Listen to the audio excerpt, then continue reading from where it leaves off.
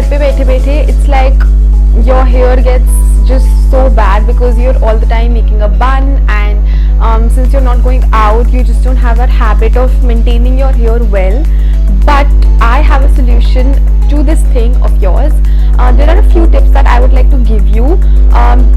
So the first thing is that drink as much as water you can while sitting at home. Firstly, it's just gonna clean everything inside, and it's gonna help you make your skin glow, and it's gonna definitely, you know, just help into clean everything.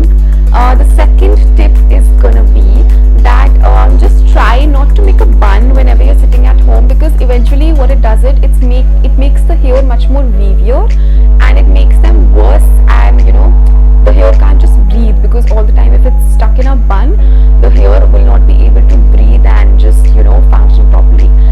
The third thing is that